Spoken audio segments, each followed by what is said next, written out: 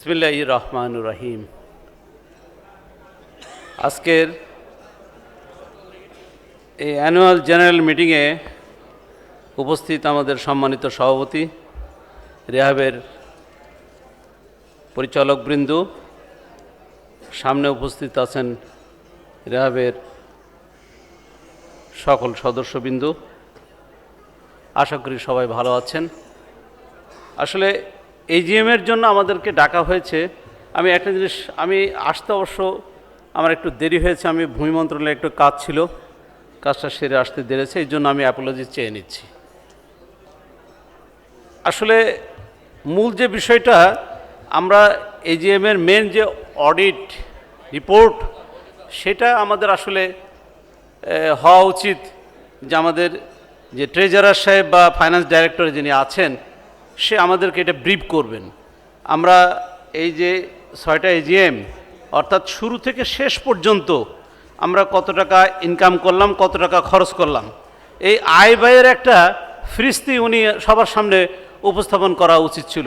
তা আমি আমাদের ফাইন্যান্স ডাইরেক্টর রাজ্জাক ভাইকে বিশেষ আকর্ষণ করছি যে এইটাকে একটু তুলে ধরলে সবার কাছে পারসেপশনটা ক্লিয়ার হয়, রিহাবের আসলে বা অতীতের যে অবস্থান এবং বর্তমান কি অবস্থায় আছে সেটা টোটাল জিনিসটা ক্লিয়ার হবে এবং সবার ধারণাটা আমার মনে হয় যে রিহাবের প্রতি একটা ক্লিয়ার কনসেপ্ট আসবে যে বিগত কমিটিগুলো কি কাজ করেছে আর এখনকার কমিটিগুলো কি কাজ করতেছে, সেটার মূল্যায়নটা করতে পারবে।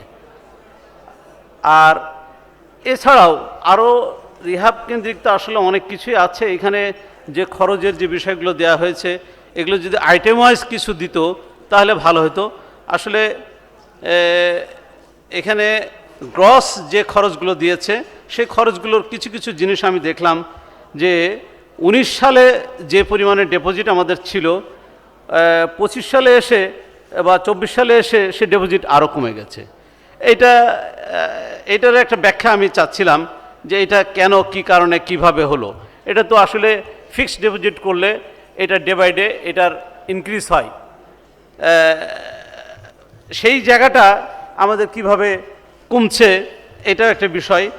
আমরা কম্পেয়ার করি সবসময় বিগত কমিটি যা যা করে গেছে, যে কথাটা আমাদের জাফর ভাই চিটং থেকে এসছেন, উনি বলেছে যে বিগত কমিটিগুলো যে ধরনের মানে অনিয়ম দুর্নীতি করে গেছে, তাদের যে বিষয়গুলো আছে সেগুলো তুলে ধরে এদের যথাযথ আইনগত প্রক্রিয়ার মাধ্যমে এটাকে একটা ব্যবস্থা নেওয়া। আসলে আমরা এখনও দৃশ্যমান কোনো কিছু পাইনি, যার কারণে এই প্রশ্নগুলো কিন্তু সবার কাছেই আসছে।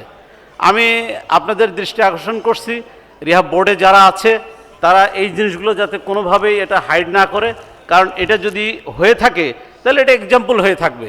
পরবর্তীতে আমি দেখব যে আমার বিগত কমিটি এটা করেছে, পরবর্তী কমিটি আরও জোরে সোরে এই টাকা কিভাবে তসরুপ করা যায়, এই রিহাবের টাকা কি করে নেওয়া যায় সেই চিন্তা করব।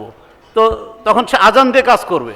তো আমি এই জিনিসগুলোকে মানে বিনয়ের সাথে আসলে দৃষ্টি আকর্ষণ করছি রিহাবের সকল বোর্ড অফ ডিরেক্টরসদের, যে এইটাকে একটু ক্লিয়ার করার জন্য। এনিওয়ে, এছাড়াও রিহাবের যারা ডিরেক্টর আছেন তারা যথেষ্ট প্রশংসারও দাবি রাখেন।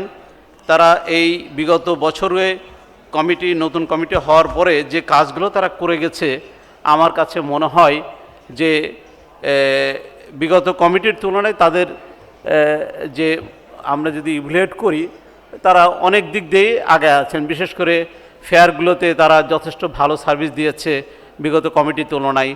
আমি যদি কম্পেয়ার করি, এটা আমি নিজে প্রত্যেকটা ফেয়ারেই অ্যাটেন্ড করে থাকি, এটাও দেখেছি। আর পাশাপাশি ড্যাব আমাদের আসলে বড় সমস্যা, যে কথাটা আমাদের সাজান ভাই বলেছেন, যে ড্যাবকে কেন্দ্র করে যে কমিটি, বর্তমান কমিটি আছে, এরা অক্লান্ত পরিশ্রম করেছে। এদের কিছু লিমিটেশনস তো থাকবেই, কারণ আমরা আসলে গভর্নমেন্টের কাছে যা চাইবো, গভর্নমেন্ট কিন্তু পুরোপুরি আমাদেরকে স্যাটিসফ্যাকশন করতে পারবে না।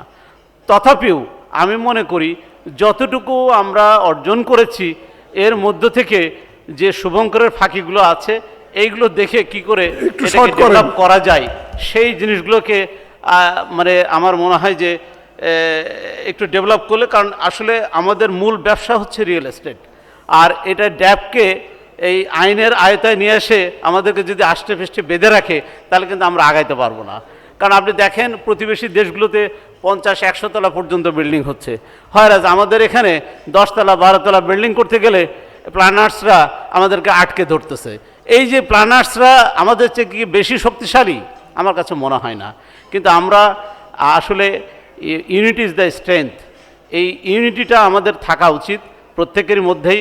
আমাদের ভিতরে জেলাসি জিনিসটা যাতে না কাজ করে, এক ভাই বড় হয়ে যাচ্ছে, এক প্রতিষ্ঠান বড় হয়ে যাচ্ছে, ছোটদেরকে আর খেয়ালই করছে না, এরকম যেন না হয়। সবার প্রতি একটা দৃষ্টিভঙ্গি থাকবে, যে বড় হবে সে ছোটদেরকে কিভাবে উঠাবে সেই দৃষ্টিভঙ্গি থাকতে হবে। তাহলেই কিন্তু আমরা মিলেমিশে কাজ করতে পারবো। এই সেক্টর অনেক বড় একটা সেক্টর, এই সেক্টর অর্থনীতিতে ব্যাপক ভূমিকা রাখে, অথচ আমরা গভর্নমেন্টকে ঠিকমতো হয়তো বোঝাইতে পারছি না।